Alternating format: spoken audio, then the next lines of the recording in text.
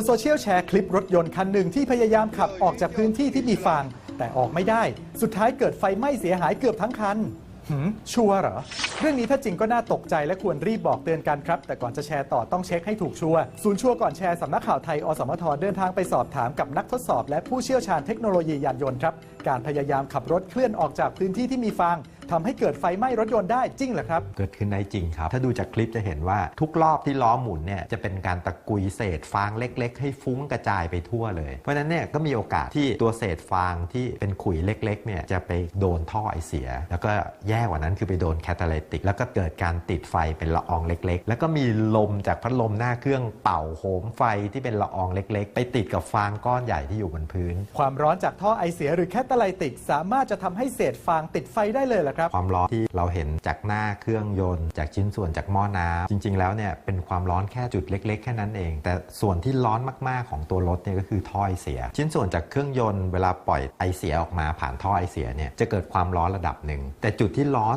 สุดๆเลยเนี่ยไปอยู่ที่แคตาลิติกที่อยู่ใต้ท้องรถแคตาลิติกเนี่ยหรือว่าตัวชุดอุปกรณ์ที่กรองไอเสียของรถยนต์เนี่ยเป็นอุปกรณ์ที่ถูกออกแบบมาให้ภายในมีลักษณะเหมือนกับรวงผึ้งมีชิ้นส่วนที่เกิดขึ้นจากไทเทเนียมออกไซด์มีการเคลือบตัวซิลิคอนออกไซด์หรือว่าอลูมิเนียมเพื่อที่จะทำให้ตัวเองเนี่ยเกิดปฏิกิริยาสะสมความร้อนเกิดความร้อนที่สูงมากพอที่จะเผาไหม้ชิ้นส่วนที่ตกค้างจากค่าไอเสียก่อนที่จะปล่อยไอเสียออกไปเพราะนั้นเนี่ยเฉพาะไอความร้อนที่ออกมาจากรอบๆแคตาลิติกเนี่ยอาจจะสูงขึ้นเกินกว่า200องศาได้ทำให้รถยนต์ในฝั่งยุโรปมีอุปกรณ์ป้องกันความร้อนในส่วนนี้ไว้ส่วนหนึ่งก็เพราะว่าเรื่องของมาตรฐานความปลอดภัยแล้วก็ข้อบังคับในฝั่งยุโรปก็จะมีการบังคับเรื่องของการออกแบบแล้วก็ติดตั้งตัวแผ่นปิดใต้เครื่องยนต์แผ่นปิดครอบชุดอุปกรณ์ความร้อนที่จะออกมาจากแคตาลิติกแม้รถยนต์บางรุ่นจะไม่มีอุปกรณ์ป้องกันแต่การขับขี่ที่ถูกต้องเมื่ออยู่บนพื้นที่ลื่นก็สามารถป้องกันอุบัติเหตุที่อาจจะเกิดขึ้นได้ครับเวลาที่เราจอดอยู่บนพื้นที่มีโอกาสติดไฟ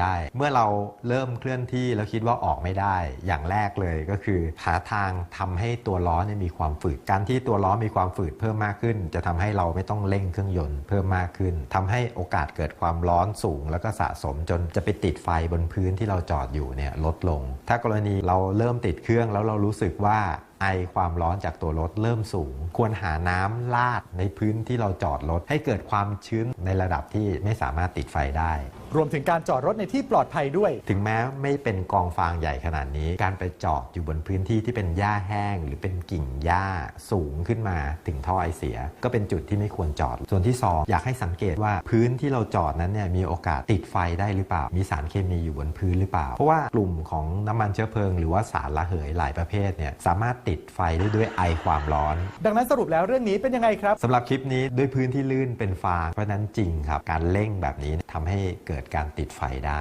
แล้วก็สามารถแชร์ต่อได้ความเสียหายอาจเกิดขึ้นได้จากความรู้เท่าไม่ถึงการเหมือนกันนะครับยังมีอีกหลายเรื่องน่าสงสัยบนสังคมออนไลน์หากได้รับอะไรมาอย่าเพิ่งแชร์ต่อร่วมตรวจสอบไปด้วยกันกับชัวร์ก่อนแช